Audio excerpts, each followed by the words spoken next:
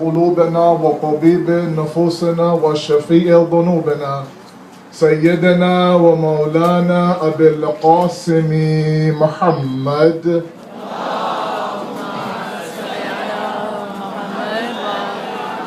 وعلى أهل البيت الطيبين الطاهرين المعصومين المظلومين المنتجبين المنتخبين لا سيما بقية الله في الأرض روحي وأرواحنا الفداء ولعن الله أعداءهم أجمعين إلى يوم الدين. أما بعد، السلام عليكم ورحمة الله وبركاته. First of all, I'd like to congratulate every single one of you for being people of conscience, for listening to that internal need for justice and coming out here on a Saturday in this weather to bring your children and your family and to not only chant Labbaik Ya Hussein, but be an actual manifestation of that chant. So please join me as well in including my name on that list of those individuals who equally chant Labbaik Ya Hussein. Labbaik Ya Hussein! Labbaik Ya Hussein! Labbaik Ya Hussein! Labbaik Ya Hussein! Labbaik Ya Hussein! Labbaik Ya Hussein! Our message today are for 4 different people.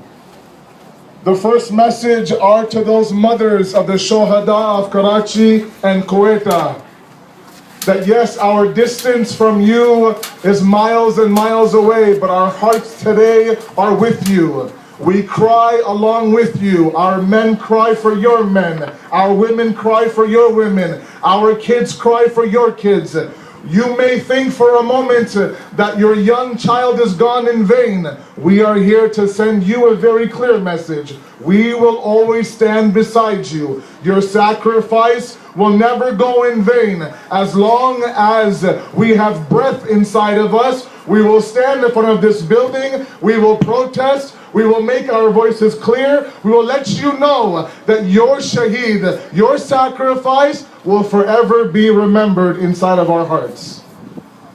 The second message to the government of Pakistan, the United Nations, any and every organization that claims to be a humanitarian organization, you have proven yourself to be completely useless. You've proven yourself to be completely insignificant. You've proven yourself to be completely irrelevant.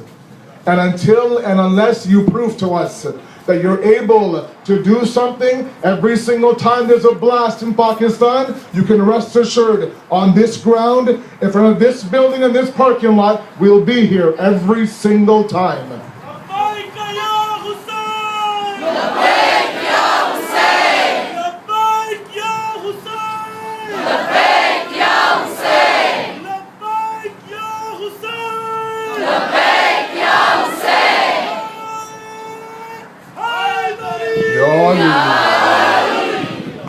You can organize your Quran khanis, you can make your statements, but when it takes you 48 hours to come to the scene of the blast, we have a big problem with you. It's not like we're asking your completely incompetent intelligence services to do anything. The groups have come out and said that we are responsible for these attacks. All we're asking you to do is do your job and secure and provide safety to the people of Pakistan. We want persecution, we want punishment, we want those who are responsible brought to justice. It's the basic function of any government in this world to provide safety to its people. You, the irrelevant government of Pakistan, and by extension, I'm sorry to say, this consulate behind me has proven to not even provide the basic function of any government. If you can't do it, move aside. If you even can't do that, then allow us to defend ourselves in our own streets in Pakistan. If you can't do it, we'll do it ourselves. The third message to those perpetrators who are responsible for these attacks. Let me make one thing perfectly clear to you. You can kill our ulama. You can burn our buildings. You can destroy our families. You can kill innocent lives. You can even blast our buildings. One thing you will never destroy is our resolve, is our willpower, and our love for justice. One thing that you will never trample is our connection to that Mazloom Imam of Abu Abdullah al-Hussein.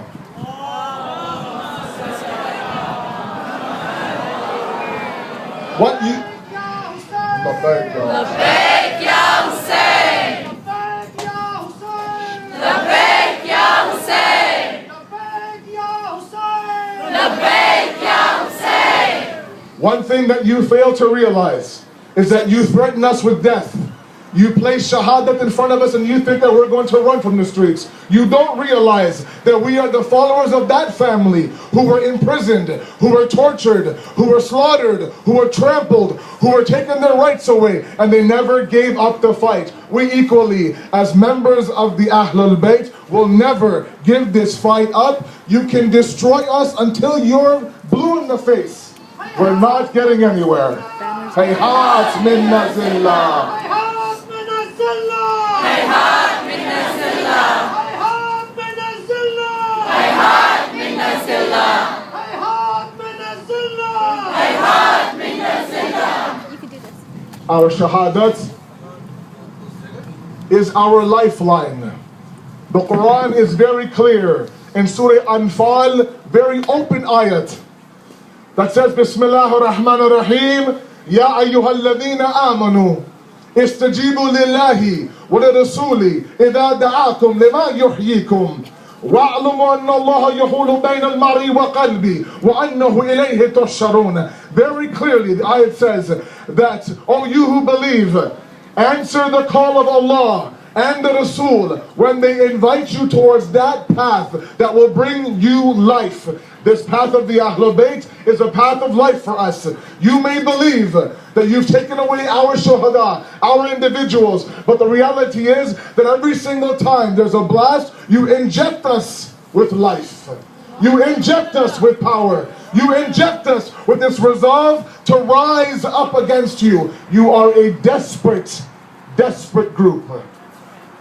If you're not able to come and sit down with us and talk to us on an intellect basis, if you resort to savagery and animal instinct to kill 5-year-old children, then you are a desperate, losing nation. And that's exactly our message today. The last message, my brothers and my sisters, is to the Imam of our time.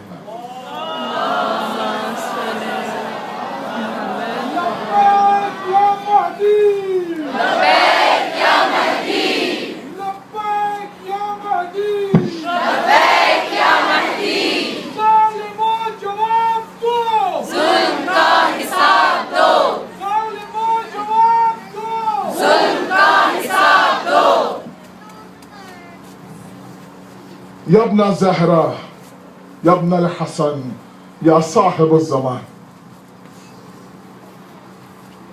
Understand that we are doing everything we can to prepare the grounds for your arrival. We beg you, we plead you, we ask you to pray for our millat, pray for our nation, defend our nation. These are individuals who were your followers in Karachi and Quetta. These were individuals who were your future companions.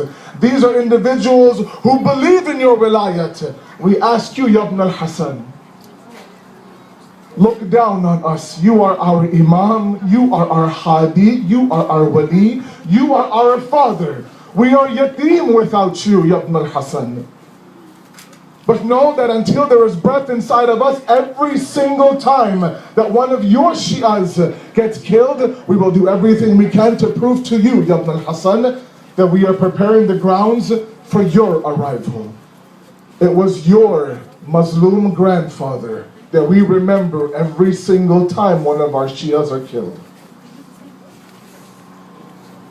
These individuals want to make this a sectarian issue. let me make one thing clear to my Sunni brothers in the audience and to my Shia brothers in the audience. If you lower this issue to a Sunni Shia issue, the enemy has won.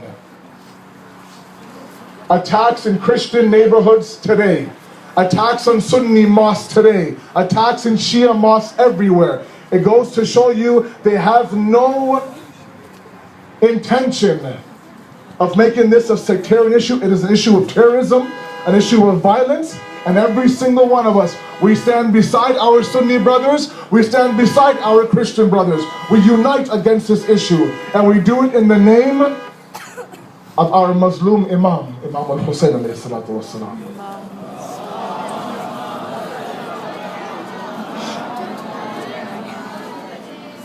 To the mothers of the Shohada, you know, these images we see online sometimes of these 5-year-olds draped in a kafan. It breaks our hearts. We can't even see those images anymore after a while. But to those mothers, I will say this to you, that there's no doubt your sacrifice was azim. It was great, and may Allah accept that sacrifice. But your 5-year-old was able to be buried in a kafan. Your 5-year-old was able to be buried properly by thousands of people in Karachi. Come to the day of Ashura, we have many mothers who gave their lives for children that didn't have that blessing. But one mother I want to focus on today, and then iltamas dua. Shabi Ashur. Shabi Ashur. Imam Hussein is going tent to tent to tent to make sure everyone is okay, everyone is rested. In one tent is the sound of crying coming from that tent. Imam Hussein looks inside that tent and says, Rabab, why do you cry like this? She says, Yabna Rasulullah, every single one of these mothers have somebody to sacrifice. All I have is a 6-month-old Ali Asghar and a 4-year-old Sakina. I don't have that sacrifice that other mothers do. I have nothing to give for your mission, Imam Hussein. I'll say this to you, Rabab, that what your children gave was no sword, was no spear, but that nanni zaban of Ali Asghar, those tears of Sakina were more powerful than any sword, any spear, any junk could ever do. The same Ali Asghar who sat there lying in the arms of Imam Hussein, and all he did was show the enemies this small little zaban that he was thirsty. That had more of an effect on those enemies than these arrows and these spears did. And all Bibi Sakina did was lay there in the zindan of Yazid, crying constantly for the head of her father, to the point when this head was brought to Bibi Sakina, she stopped crying altogether. Bibi Zainab asked Imam Sajjad to go see what's happening. I don't hear Sakina's voice. There he sees her lying. One cheek is on the cheek of her, the head of her father, and her life is gone. This is the sacrifice of Rabab, where on the day when this qafala came back from Medina to Karbala on the day of Arba'in to say their salams to the Shohada, one by one they begin to make their way back to Medina. Bibi Zainab gathers the qafala, everyone is ready to go. One Rabab is sitting at the head of the grave of Abu Abdullah al-Hussein. Bibi Zainab says, Rabab, it's time to go back to Medina. It's almost as if Rabab looks up to Bibi Zainab and asks her, I'm going back to Medina, but what am I going back to? Tell me. I brought my Hussein with me. I brought my Nanne Ali Asghar with me. I brought my 4-year-old Sakina with me. I'm leaving with nobody. I left my Sakina in the Zindan of Sham. I left my Ali Asghar in the plains of Karbala. Matem Hussein.